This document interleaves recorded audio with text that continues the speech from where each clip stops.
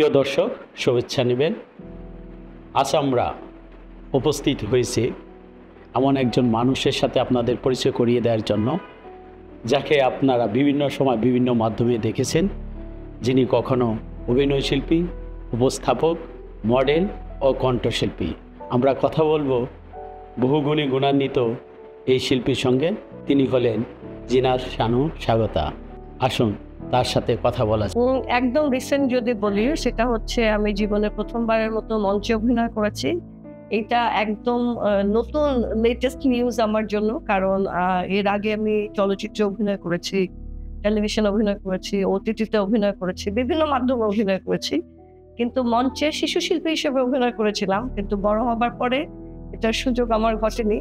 তো এত বছর পরে আমার মঞ্চে অভিনয় করার একটা সুযোগ হলো, এটা আমার জন্য একটা সৌভাগ্যের ব্যাপার। যখন টেলিভিশন বা বড় পর্দায় বা উপস্থাপনার সবকিছু করেছে, হুট করে কেন মঞ্চে কাজ করবে এরকম সিদ্ধান্তটা কেন আসে, কিভাবে আসে? আসলে আমি যখন কাজ শুরু করি তখনই আমি থিয়েটার স্কুলে ভর্তি হয়েছিলাম অভিনয়টাকে একটু পোক্ত করার জন্য। কিন্তু আমার কাজের ব্যস্ততা এত ছিল যে আমি যে মঞ্চে সময় দিব সেটা সুযোগ হয়ে উঠছিল না। আর এবার আমার কাছে যখন বনের মেয়ে পাখি এই থিয়েটারটার, নজরুলের এই থিয়েটারটার অফার আসলো, তখন যেটা হলো যে আমি দেখলাম ১৬টা গান আছে, নাচ আছে, নাম ভূমিকায় অভিনয় করতে হবে। আমার কাছে মনে হলো যে এটা একটা গ্রেট অপরচুনিটি। আর যদি বলি যে বলিউড বা হলিউড, মানে পৃথিবীর সব জায়গায় অভিনেতা অভিনেত্রীরা একটা সময়ে দেখা যায় যে ব্রেক নিয়ে হলেও থিয়েটারে নিজেদের অভিনয়টা একটু পোক্ত করে নেয়। তো এই সুযোগটা যখন আমার কাছে ন্যাচারালি এসছে, তখন আমি ভাবলাম যে হয়তোবা আমারও এটা গ্রহণ করা উচিত, যাতে আমি আরো নেক্সট লেভেলে অভিনয় করতে পারি। তো এর জন্য এই অফারটা আমি গ্রহণ করলাম। আর রিসেন্টলি যে ধরনের কাজ ইউটিউবে হয়, আমি খুবই মিস করছিলাম অভিনয় করার সুযোগ, কারণ ওই গল্পগুলোতে আমি অভিনয় করার সুযোগ পাই না। তো আমার ডিপ্রেসডই লাগছিল যে কি করব, এরকমই তো কাজ, তো এখন এমনই, বা আমার অভিনয় করতে হলে এরকম কন্টেন্টেই অভিনয় করতে হবে। তো কিন্তু সেটা আমার মানসিক জায়গায় কোনো শান্তি দিচ্ছিল না। তো যখন এই মঞ্চ নাটকটা আমার কাছে আসলো, তখন আমার মনে হলো যে আমি হয়তোবা মানসিকভাবে একটা প্রশান্তি পাবো এই নাটকটাতে কাজ করে, এবং আসলেই পেয়েছি। আসলে খুব বড় চ্যালেঞ্জ ছিল, কারণ আমি মাত্র ১২ দিন রিহার্সাল করে মঞ্চে উঠেছি। বিভিন্ন জায়গায় লিখেছে যে ১ মাস। হ্যাঁ, ১ মাস সময়কাল ছিল, কিন্তু আমি সুযোগ পেয়েছি ১২ দিন রিহার্সালের। তার মধ্যে পুরো ইউনিটকে পেয়েছি মনে হয় ৪ দিন। তো ইট ওয়াজ আসলে রিয়েলি গ্রেট চ্যালেঞ্জ। কিন্তু আমাদের যিনি ডিরেক্টর ছিলেন সাজ্জাদ সাজু ভাই, ওনার অনেক কনফিডেন্স ছিল আমার ব্যাপারে। উনি আমাকে এটাতে কাস্টিং করেন। আর সামহাউ আমি ছোটবেলা থেকে যেহেতু গান করি বা যাই করি, মঞ্চটা আমার খুবই নিজের জায়গা মনে হয়। আমি মঞ্চে উঠলে একটা অন্য ধরনের এনার্জি পাই। তো আমার মনে হয় সেদিনও পেয়েছি। যে কারণে আমি কার সামনে অভিনয় করছি বা আমার সামনে এত গুণী ব্যক্তি বসে আছে, কোনো কিছুই আমার মাথায় কাজ করছিল না। শুধুমাত্র আমার মাথায় কাজ করছিল যে আমি পাখি। আমার মনে হয় গল্প, কারণ যে ধরনের কনটেন্ট, এখন তো এটাকে নাটক বলে না, বলে কনটেন্ট, যে ধরনের কনটেন্ট প্রোভাইড করা হচ্ছে দর্শকদের জন্য, সেই কনটেন্টে আমার মনে হয় না অভিনেতা বা অভিনেত্রীর প্রয়োজন আছে।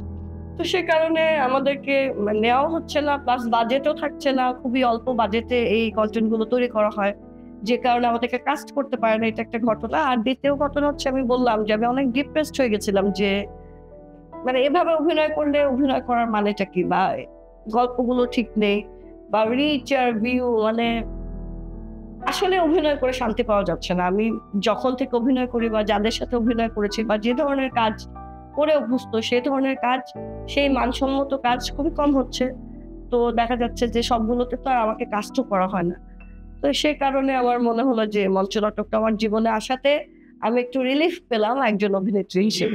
আপাতত একটা প্রোডাকশন চালিয়ে যাই, তারপরে দেখি। আমাকে অবশ্য বেশ অনেক দল থেকে আহ নক করা হচ্ছে, ডাকা হচ্ছে অনেক চরিত্রের জন্য। আর আমি যেহেতু গাইতে পারি, নাচতে পারি, অভিনয় করতে পারি, তো মঞ্চে এই ৩টা বিষয়ে দক্ষ মানুষের সংখ্যা আসলে কম, কিন্তু প্রয়োজন। মঞ্চে পারফর্ম করার জন্য ৩ বিষয়ে দক্ষতা থাকলে অভিনয়টা করাটা সহজ হয়। তো সেই ক্ষেত্রে যেহেতু আমি ৩টাই পারি, তা আমাকে অনেকেই নক করছে। ভালো লাগে। উপস্থাপনা আগের মতো রেগুলার করছি না, কারণ প্রচন্ড বাজেট কমে গেছে। বাজেট একটা ব্যাপার। আমি তো অনেকদিন ধরে কাজ করছি, সো বাজেট না থাকলে কাজটা করা যাচ্ছে না।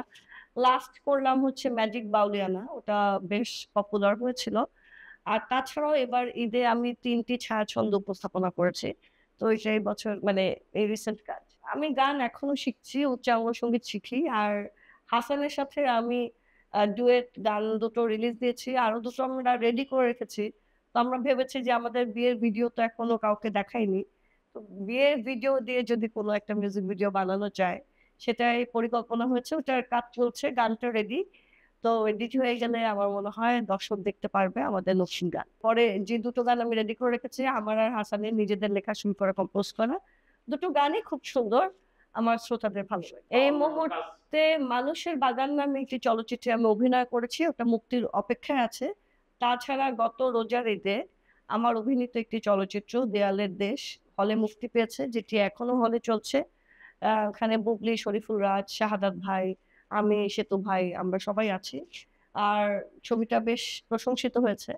আর সেই একই ঈদে তার ৬ মাস আগে মানে পূজায় রিলিজ হওয়া 'অসম্ভব' চলচ্চিত্রটি, যেটির পরিচালক অরুণা বিশ্বাস, এই ছবিটি অনলাইনে রিলিজ হয়েছে। আমি ১ম ওটিটিতে কাজ করি হয়তোবা এটা আমি বলব হইচইতে।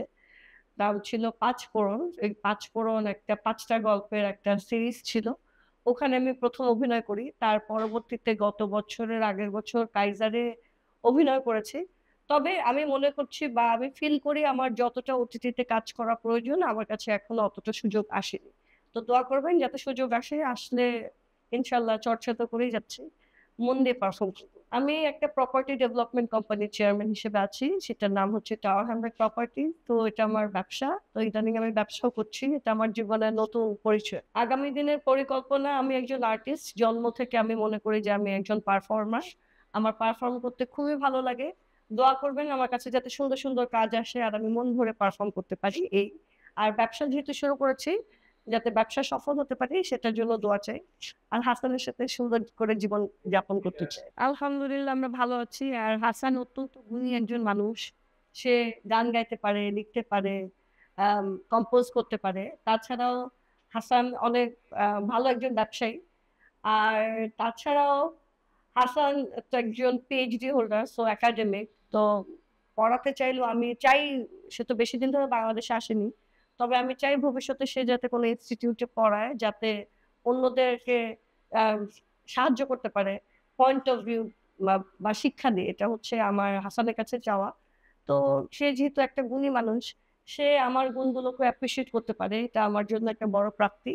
একজন মানুষ মানে একজন পার্টনার যদি তার পার্টনারের মনটা না বুঝে বা তাকে অ্যাপ্রিশিয়েট না করে তাহলে সংসার করা মুশকিল।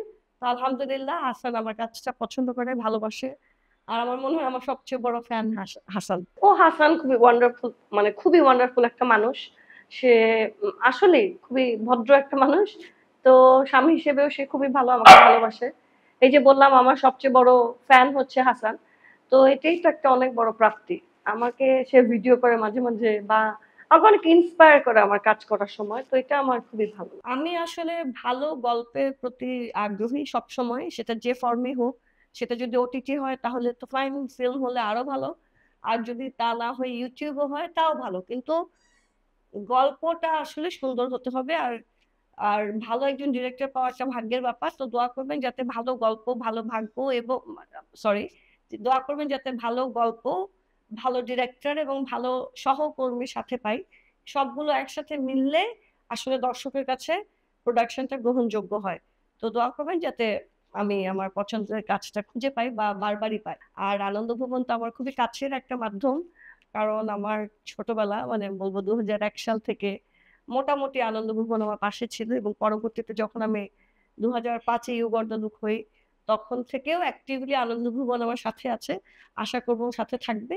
আমিও চেষ্টা করব আনন্দ ভুবনের সাথে থাকার। আর আপনারাও চেষ্টা করবেন আনন্দ ভুবনের সাথে থাকতে। তো পরনে শাড়ি নিব, নালিব গয়না, পরনে শাড়ি নিব, নালিব গয়না, সোনার গয়না আমার, সোনার গয়না আমার, গায়েতে সয় না, পরনে শাড়ি নিব, না লিব গয়না